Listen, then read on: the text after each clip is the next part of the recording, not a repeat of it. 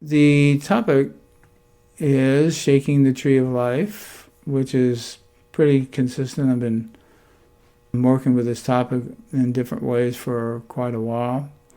But I thought the two examples really illustrate it's the sentiment and the intention that's the important thing, because that will determine how we can be of service.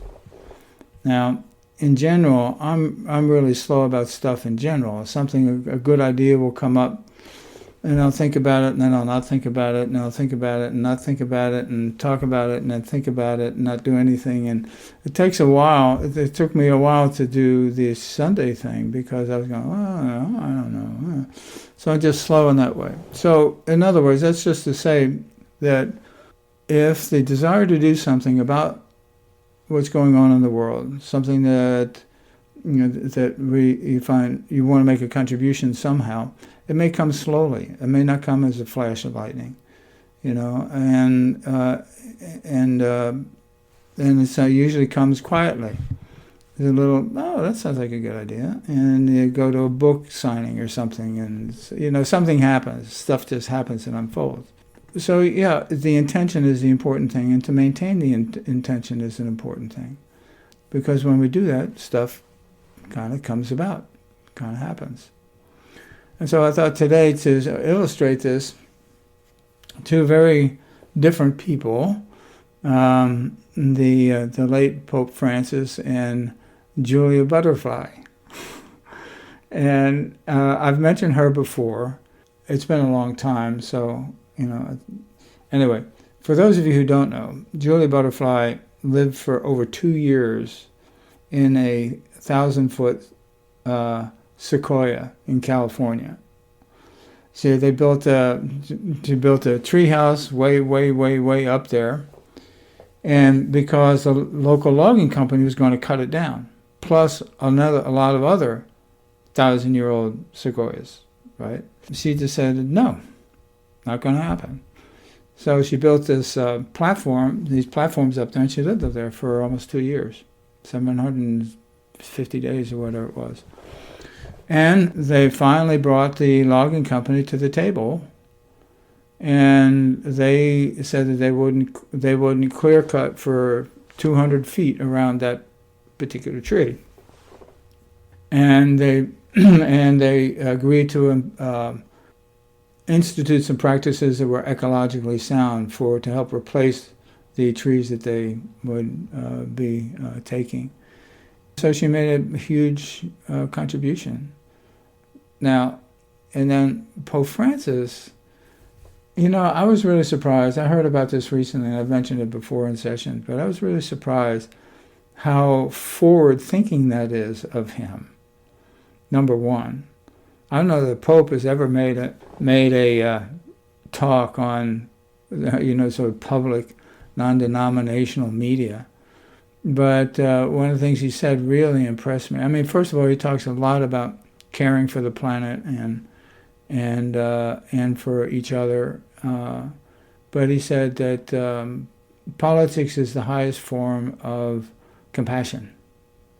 And that really struck me because the ambient attitude toward politics does not include compassion generally. It includes chicanery and double talk and disappointment and and all that stuff. We're used to that, and so it was a really breath of fresh air when I heard him say that, because if we really. And what he really meant was, I think, we can take the word democracy out of it because that's kind of a loaded word too now. How people can disagree on what that is kind of blows my mind, but that's what's going on. But what's best for the common good. If we substitute that, politics is the highest form of doing things that are in the best interest of the common good and the best for all people. And all living things, like the planet and the earth and, old sequoia trees and stuff. So I thought it was really very, very progressive of him and very much in line with St. Francis. I think it's no accident he took on the name Francis for Pope. And but that leaves us, where what do we do? And some of us are already involved in things which are actively making a contribution to our community or to others in our work or things we offer, and sometimes that's all we need to do. I'm feeling a need to expand that somehow, and I'm not sure how that's going to happen, but that's part of that is the series I'm doing in the fall. And I think I've mentioned it once before, but just to reiterate, it's every week. It's mindfulness and compassion in mental health. Each week there's a topic of different mental health topic.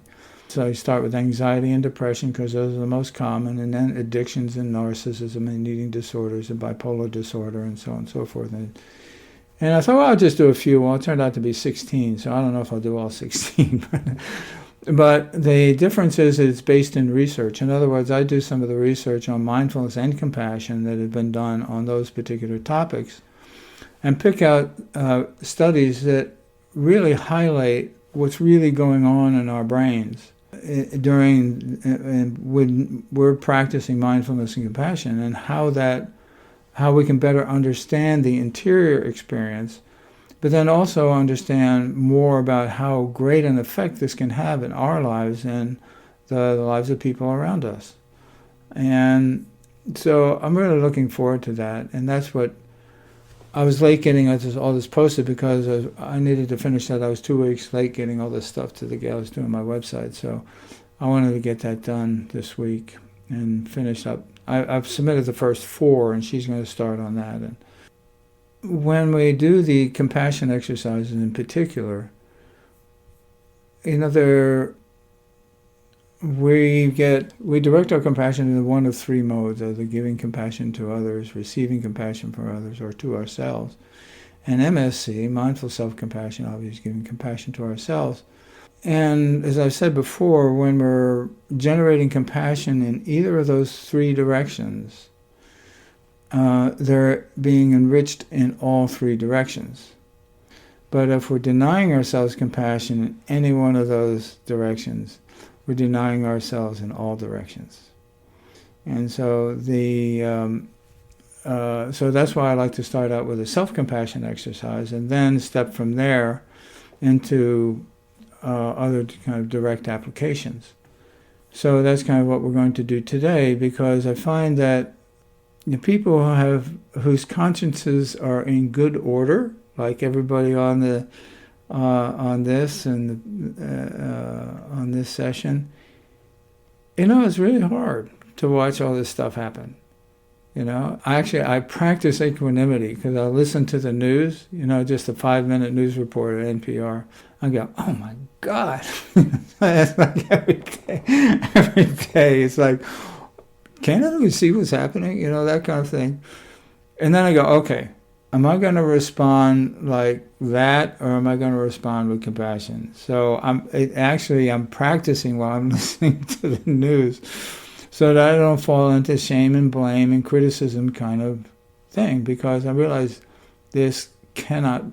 we can stand up for what's right, but much of what's going to happen is just going to happen because, we reap just what we sow, and human beings have been doing awful things to themselves and the planet for a very long time, and that's our collective karma.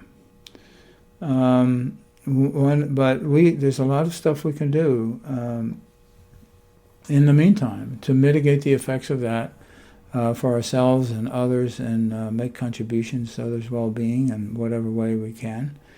And so it's really important that, because otherwise it's like our conscience kind of atrophies. Our compassion kind of atrophies a little bit if we're not actively doing something. If all we're doing is seeing how bad it is, and all that drive, all that energy just gets submerged, then that's really not good for our mental health. It's not just a political topic in a sense. It's really a mental health, which is really a spiritual health issue. So in order to maintain this freshness of our conscience, and that our conscience is alive and awake and aware of what's going on, is doing something about it that allows us to do that. And it doesn't have, and like I said in the intro, it doesn't have to be anything big. And again, it's not something that'll come in a flash necessarily, or it may. I mean, who knows? But it's like let's say theoretically your family has a business that you didn't want any part of for a long time. It's this huge corporation.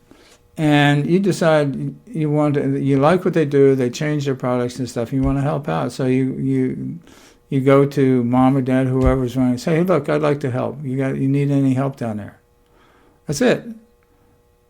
That's all you got to do.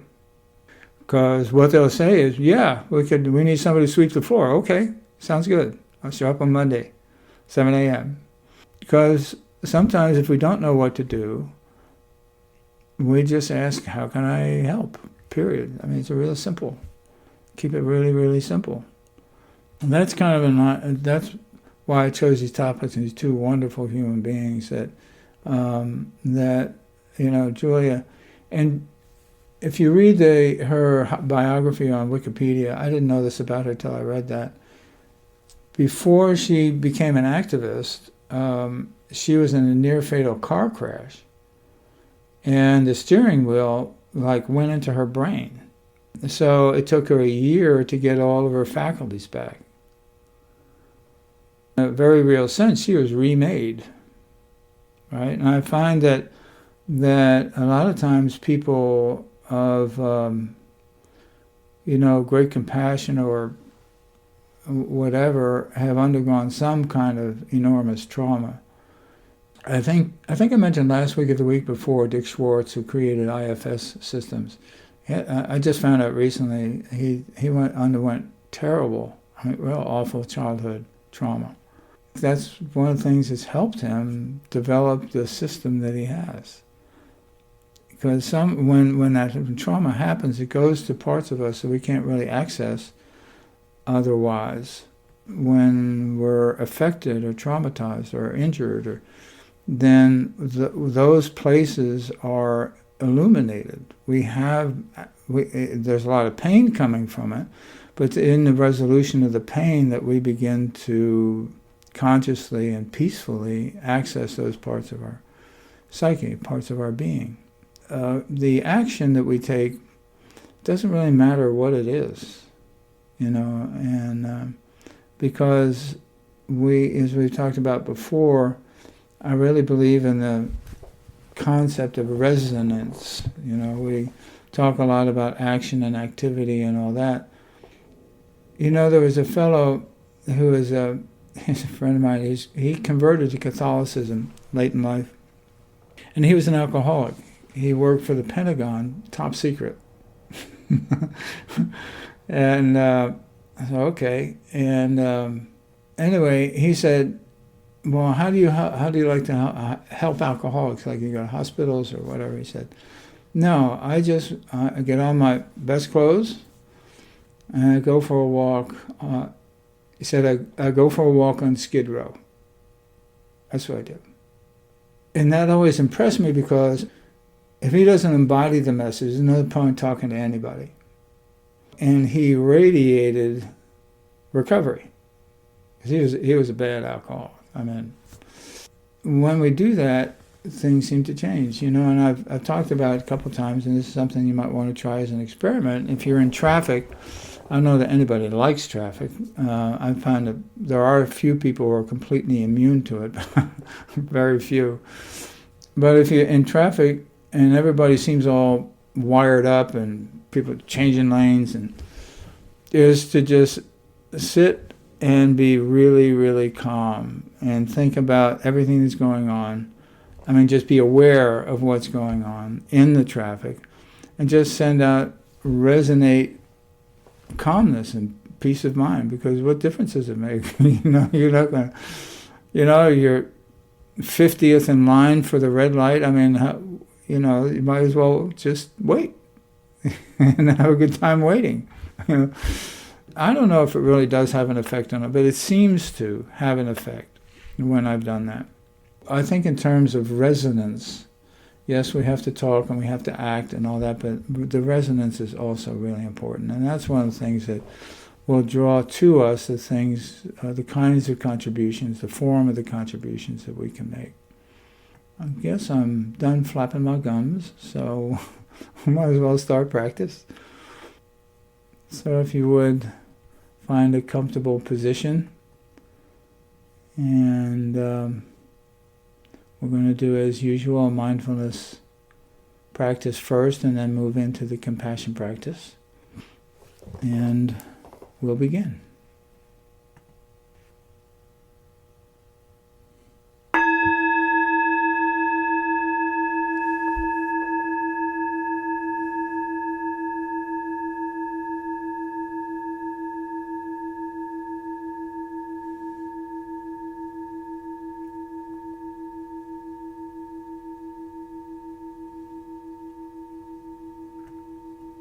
And just allowing ourselves to settle down. This is our taking a break from the world. From the world of sharp edges and demands. And letting all of that go as best we can.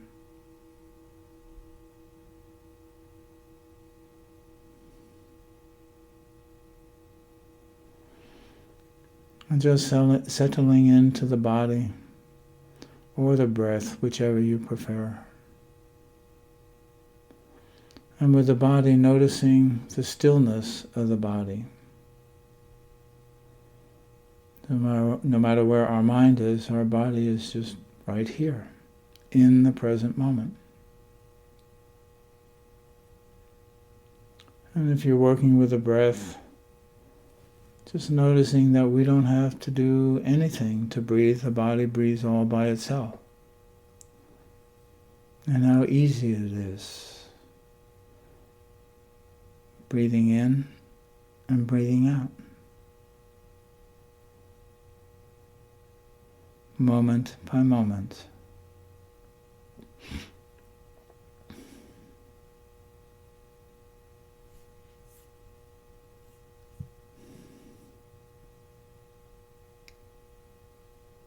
And settling into the moment,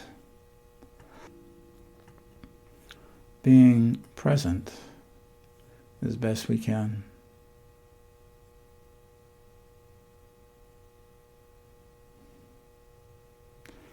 Allowing ourselves the grace to just be for a little while.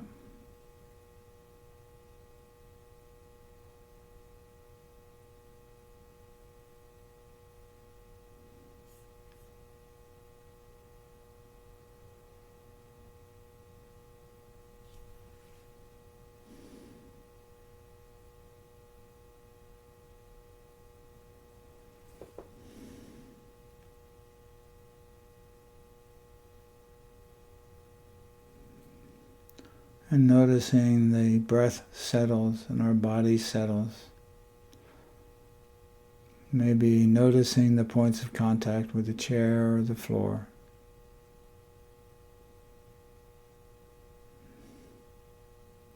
It may seem that the body rather likes just sitting.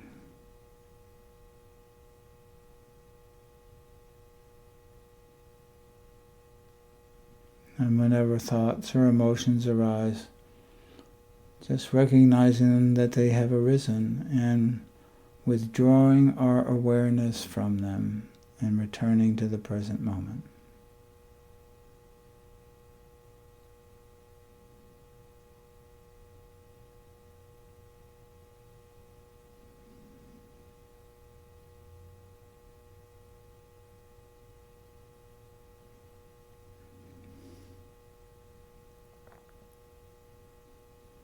Allowing us to settle into what may seem like a timeless space.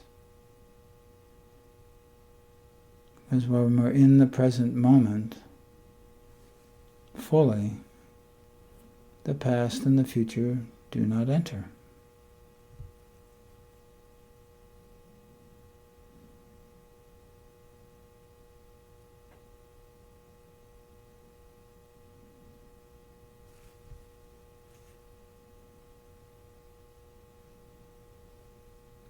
And even though we may be surrounded with obligations and deadlines or whatever, at the moment, they are outside the realm of presence.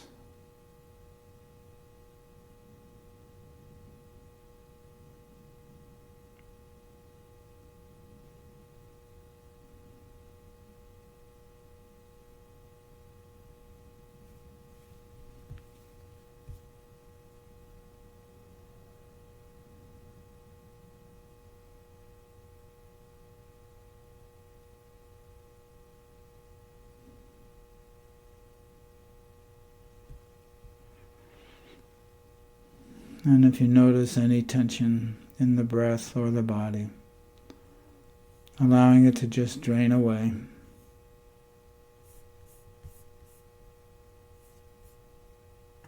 And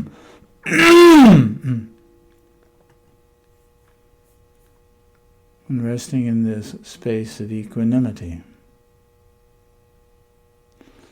And bringing our awareness to this space as fully as we can. Like entering a cathedral.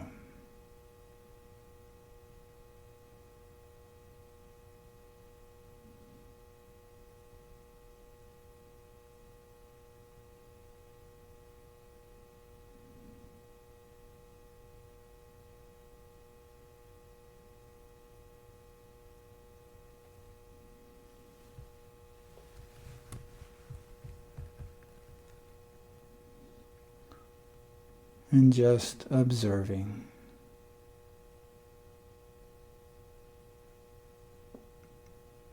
And if our awareness wanders off, recognizing that and reclaiming our awareness and bringing it back to the present moment.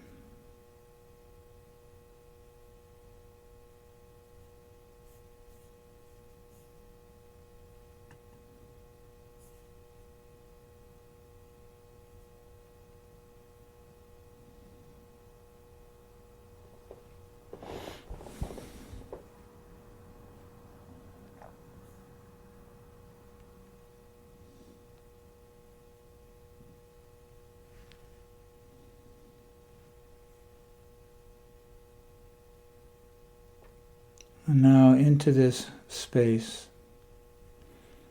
bringing compassion. Some use the metaphor of light or just a feeling, but allowing it to emerge.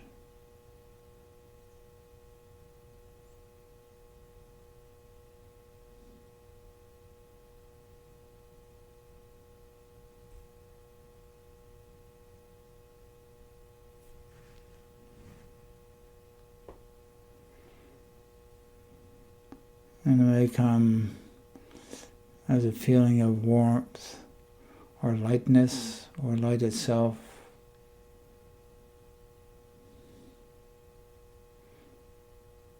However it arrives, emanating from this space. And allowing it to fill your body completely.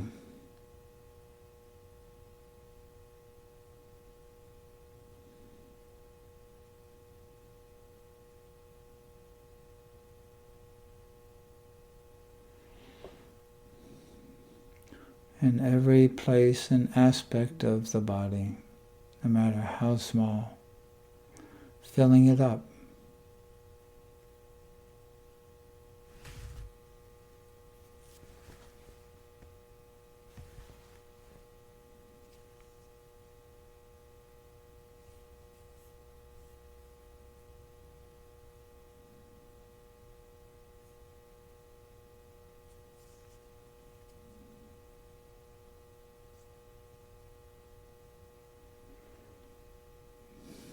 And letting go of any resistance there may be.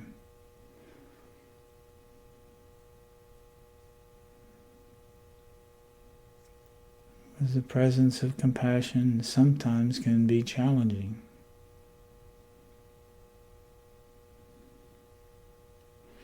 And if so, just relaxing and allowing as best you can, and maintaining the space of equanimity.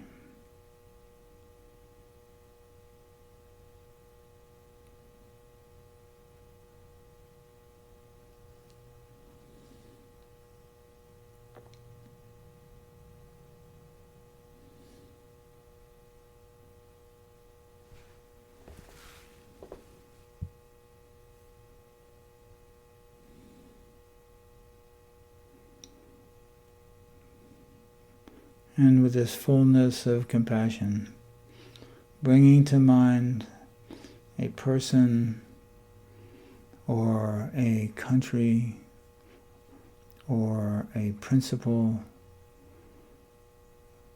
anything in the world that is sitting and disturbing your conscience.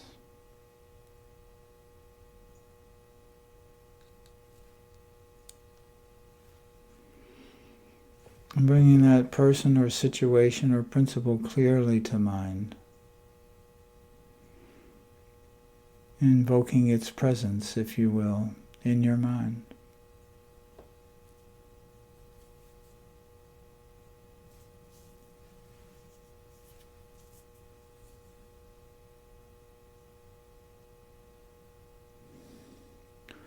And allowing the compassion flow through you to this person or principle or place, whatever it may be.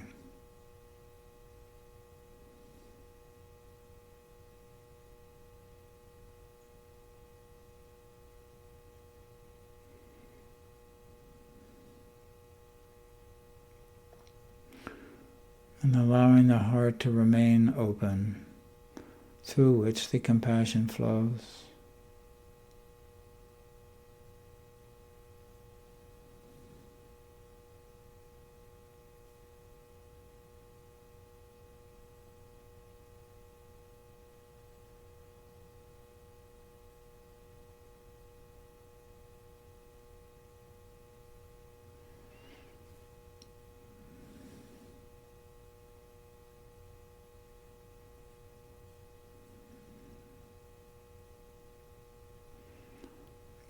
And allowing ourselves to radiate with compassion as well.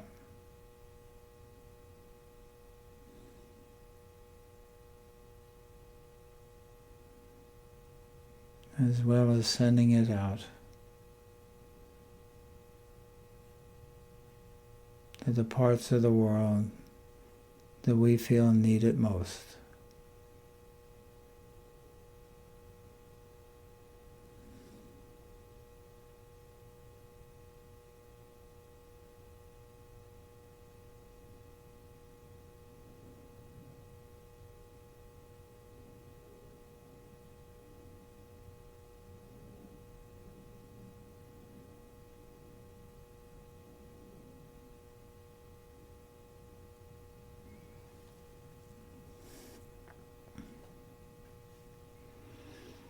And allowing this resonance to develop as best you can, and deepen and widen if possible.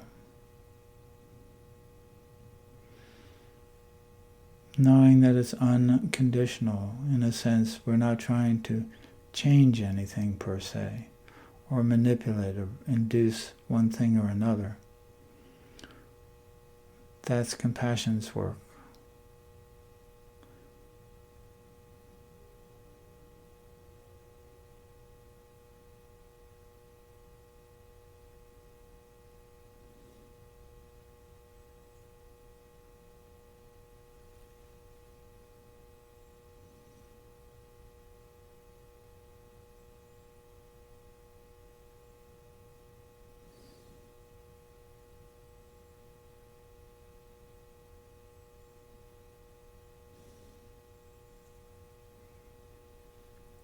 And allowing ourselves the fullness of compassion and in resonance with the direction of our compassion.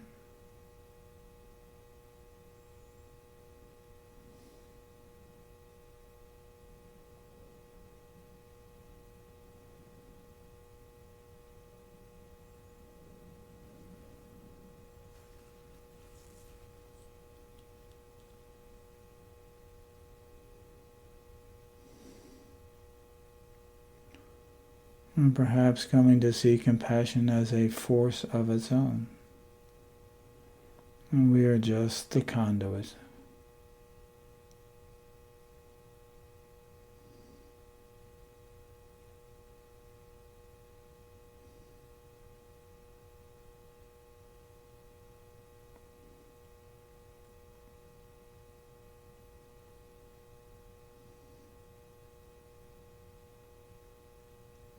Which is why there is always an unending supply, so to speak, of compassion.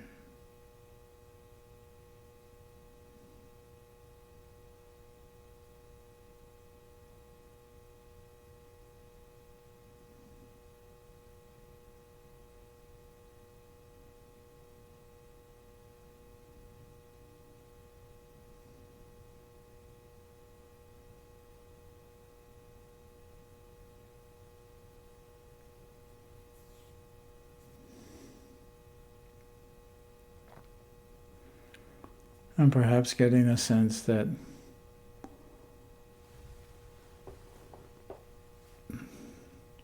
to whatever you are emanating and resonating compassion toward, they may or may not recognize it as such, or may not make immediate changes. Sometimes it's just like planting a seed. It may not show up for a couple of seasons. Or it may sprout right away.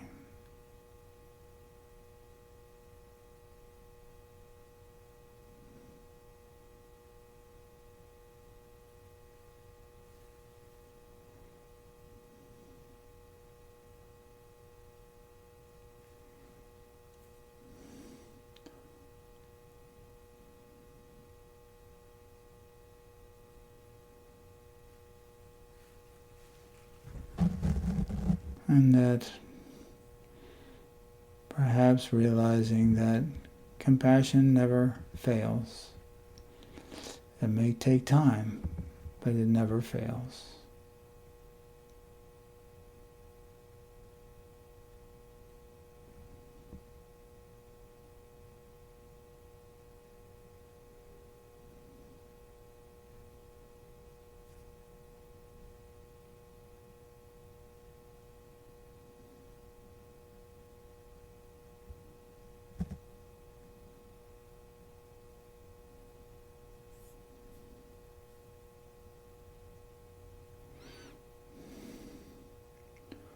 And now as the exercise comes to conclusion, to fullness,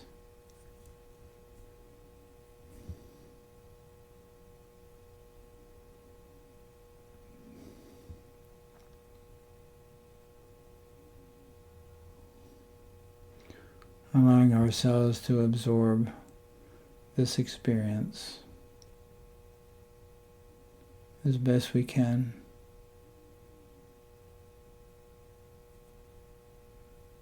Realizing in a way the compassion we feel within ourselves and whatever we had directed our compassion toward are one and the same.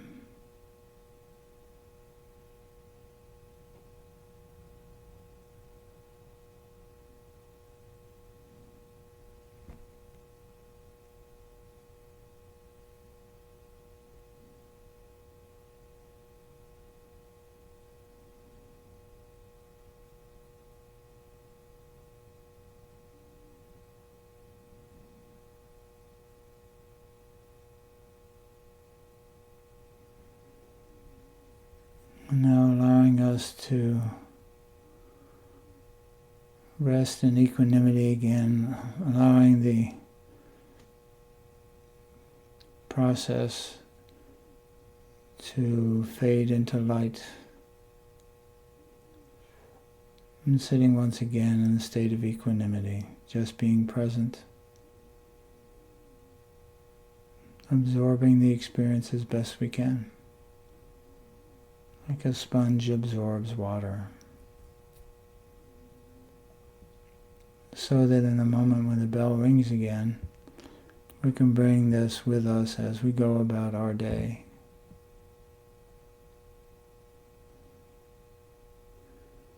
And come back to it at any time.